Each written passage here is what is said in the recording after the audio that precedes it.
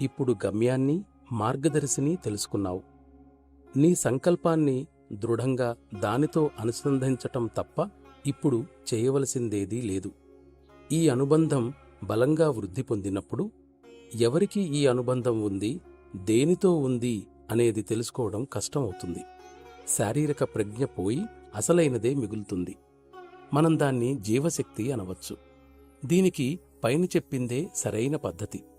లక్ష్యాన్ని నిశ్చయంగా ఛేదించటానికి గురువు సహాయం తప్పనిసరి. ఇందుకు శరీర ప్రభావం యొక్క భావముద్రలు పడకుండా తప్పించుకోవటం అవసరం. ఇది జరిగిన తరువాత కొత్తగా సంస్కారాలు ఏర్పడటం ఆగిపోవడమే కాక ఉన్నవి వృద్ధి చెందవు. నీకు ఇదివరకే నిర్దేశించిన ధ్యానమే దీనికి గల ఏకైక పద్ధతి. ఇప్పుడు నీవు సాధనను క్రమపద్ధతిలో కొనసాగిస్తున్నావని ఆశిస్తున్నాను. నా సేవలకు సంబంధించినంతవరకు నాకు సాధ్యమైన దానిని చేయటానికి నేను ఎల్లప్పుడూ సిద్ధంగా ఉన్నాను.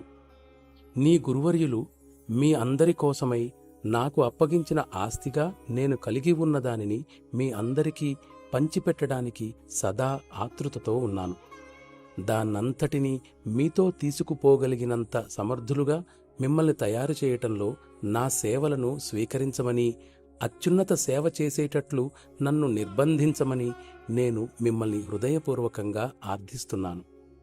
నన్ను భౌతికంగా చూసే అవకాశం లభించనంత వరకు నేను అప్పుడే అక్కడ నీతో ఉన్నానని భావించు.